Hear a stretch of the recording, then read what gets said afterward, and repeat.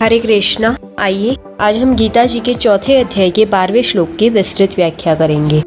कांक्षतः कर्मणां सिद्धिं यजन्त इह देवताः क्षिप्रं हि मानुषे लोके सिद्धिर्भवति कर्मजा। अर्थात कर्मों की सिद्धि चाहने वाले मनुष्य देवताओं की उपासना किया करते हैं, क्योंकि इस मनुष्य लोक में कर्मों से उत्पन्न होने वाली सिद्धि जल्दी मिल जाती है।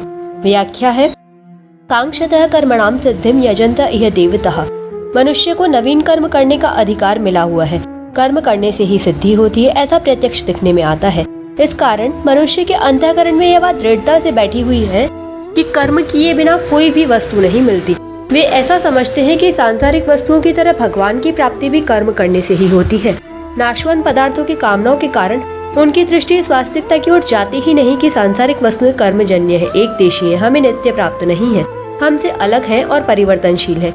इसलिए उनकी प्राप्ति के लिए कर्म करने आवश्यक है, परंतु भगवान कर्मजन्य नहीं है, सर्वत्र परिपूर्ण है, हमें नित्य प्राप्त है, हमसे अलग नहीं है और अपरिवर्तनशील है। इसलिए भगवत प्राप्ति में सांसारिक वस्तुओं की प्राप्ति का नियम नहीं चल सकता। भगवत प्राप्ति केवल उत्कट अभिलाषा से होती है। उत्कट अभिलाषा जागृत न होने में खास कारण सांसारिक भोगों की कामना ही है। भगवान तो पिता के समान है और देवता दुकानदार के समान। अगर दुकानदार वस्तु न दे तो उसको पैसे लेने का अधिकार नहीं है, पर पिता को पैसे लेने का भी अधिकार है और वस्तु देने का भी। बालक को पिता से कोई वस्तु लेने के लिए कोई मूल्य नहीं देना पड़ता, पर दुकानदार से वस्तु लेने के लिए मूल्य देना पड़ता है। ऐसे ही भगवान से कुछ लेने के लिए कोई मूल्य देने की जरूरत नहीं है, पर देवताओं से कुछ प्राप्त करने के लिए विधि पूर्वक कर्म करने पड़ते हैं।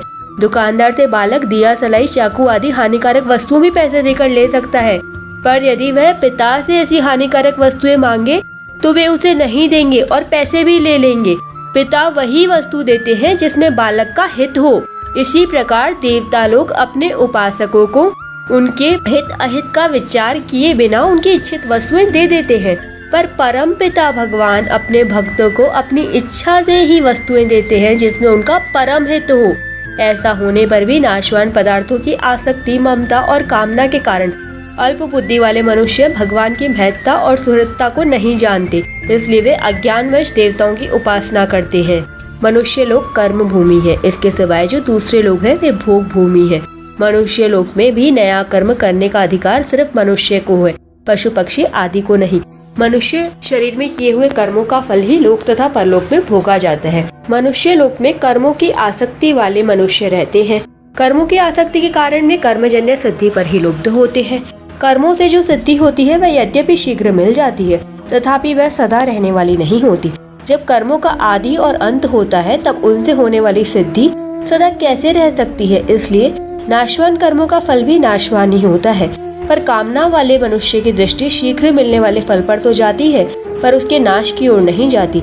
विधि पूर्वक सांगोपांग किए गए कर्मों का फल देवताओं से शीघ्र मिल जाया करता है, इसलिए वे देवताओं की ही शरण लेते हैं और उन्हीं की आराधना करते हैं। कर्मजन्य फल चाहने के कारण वे कर्म बंधन से मुक्त नहीं होते और परिणाम स्वरूप बारंबार जन्मते मरते रहते हैं।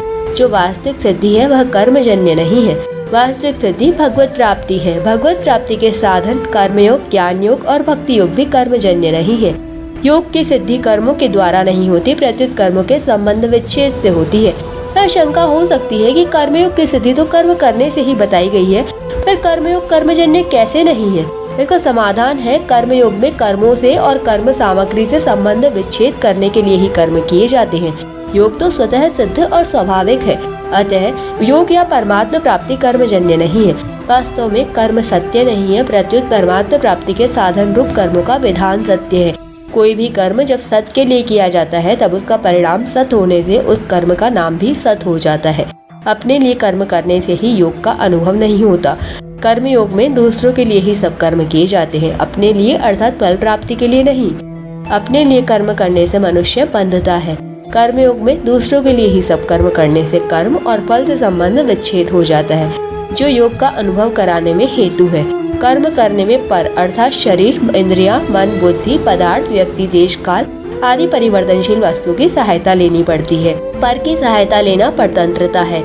स्वरूप ज्यों का त्यों है, उसमें कभी कोई परिवर्तन नहीं होता, इसलिए उसकी अनुभूति में पर कहे जाने वाले शरीर आदि पदार्थों के सहयोग की लेश मात्र भी अपेक्षा आवश्यकता नहीं है। पर से माने हुए संबंध का त्याग होने से स्वरूप में स्वतः सिद्ध स्थिति का अनुभव हो जाता है। 8वें श्लोक में अपने अवतार के उद्देश्य का वर्णन करके 9वें श्लोक में भगवान ने अपने कर्मों की दिव्यता को जानने का महात्म्य बताया। कर्मजन्य सिद्धि चाहने से ही कर्मों में अदिव्यता अर्थात मलिनता आती है। अतः कर्मों में दिव्यता कैसे आती है इसे बताने के लिए अब भगवान अपने कर्मों की दिव्यता का विशेष वर्णन करते हैं, जिसकी व्याख्या हम कल करेंगे। हरे कृष्णा, राधे राधे।